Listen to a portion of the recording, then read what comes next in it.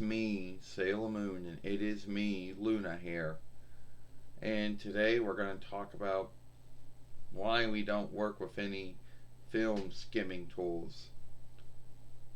Now, film skimming tools or film cutting tools or whatever you want to call them, for you folks that don't understand cutting and skimming or shifting, well, you should understand them because they're English words, but for those who don't understand, it would be editing, but that's a Latin borrowed word.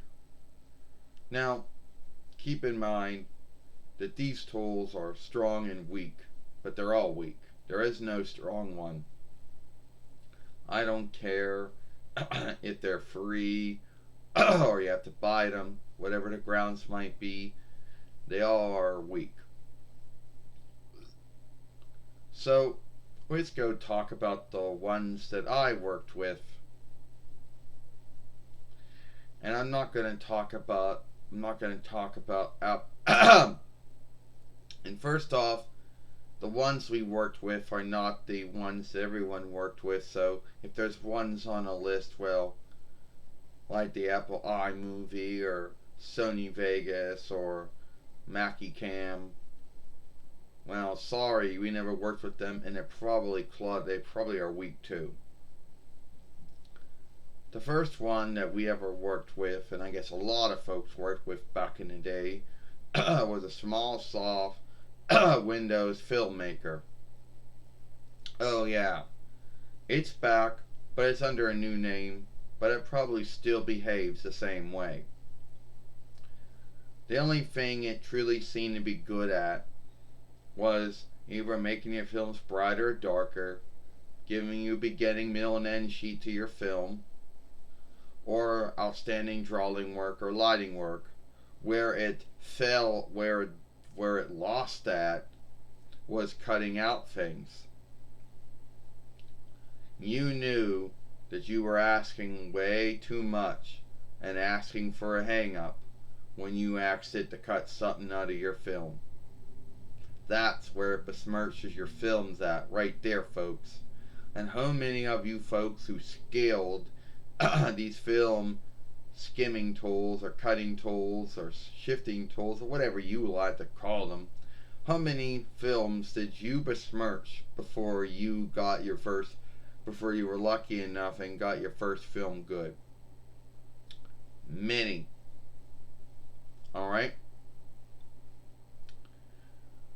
And it was clutter. I only got to work good once. All the other times they wouldn't work so well, and it would take too long to fillet anything you did. Anything you did make. So you can forget about that one. Oh yeah, well, Sailor Moon, there's some other ones on the list that we worked that were clutter. Yeah, the ArcSoft ones. ArcSoft Web Shooter Friend and ArcSoft Web Shooter for Layer. Both of them clutter.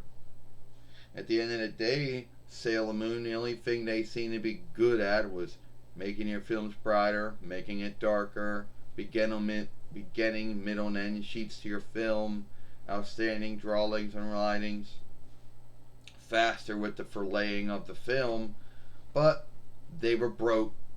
You know where they didn't work at? You know what their weakness was? Cutting out things. They wouldn't cut nothing out. You'd hit the things with the blades or the double blades or the scissors or whatever you want to call them, and it just wouldn't work. Broke. Both of them. Right there. The last one on the list that we ever worked was Cyberlink, or more like interweb hookup strength film runner. The one we had back when we had our Acer Reckoner with SmallSoft Windows 8.1 was broken. The only thing it could do was film. That's it. And the other one we have is a VLC. Oh, I want to go back to what we were talking about before, Luna. Yeah, I want to go talk more about Sailor Moon. And the other one on the list that we worked was the VLC, but it only seems to be good at playing films. It can't do anything else except play films. And why someone out there thought it was a film skimming tool is beyond me. But another weak broken down one all the same. But it's a good film player if you got film discs. So, and we come down to the one that everyone probably knows about if they're on YouTube, the YouTube one. This one is either weaker than all the other ones because because first off, you can't make nothing brighter or darker. So off the front, that's a hang up. You can't really unput any outstanding drawings or lighting work. And if you're asking it to cut things out, well, you're asking it to do too much. And that's where you'll besmirch your film at, just like all these other ones I just talked about will do too. The only thing the YouTube one seems to be good at is making end sheets to one film, and that's it. So I just talked about why I don't work with any film skimming tools out there. They're too weak, they're too hard to work. All they do is besmirch your film, and they take way too much time than they really should to do all the shit they should do. And I don't want to hear about how all you folks out there scaled all those skimming tools, and you don't want to hear me scathing them. Well, they're clutter. They're weak. They besmirch my films. They're too hard to work. They're bullshit.